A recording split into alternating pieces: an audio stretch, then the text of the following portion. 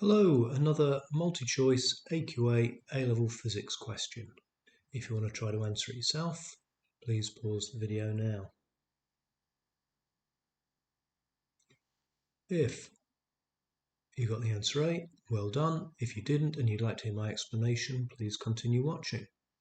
So we have an uncharged capacitor and it's connected to a power supply which supplies a constant current of 10 microamps.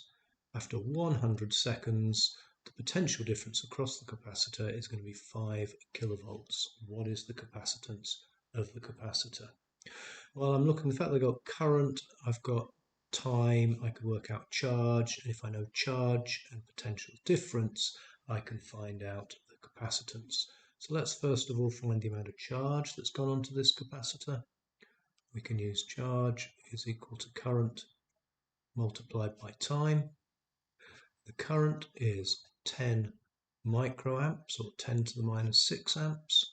I'm going to multiply that by the time of 100 milliseconds, or 100 times 10 to the 3 seconds.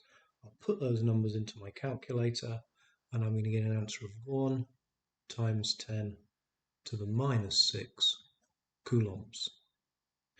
Now I can use the equation that capacitance is equal to charge over potential difference. The charge we've just calculated is 1 times 10 to the minus 6 coulombs. The potential difference is 5 kilovolts. And again, put those numbers into my calculator and I get 2 times 10 to the minus 10 farads. Answer A. I hope you're finding these videos useful. Please continue watching, please subscribe, please recommend these videos to other people. Thank you very much.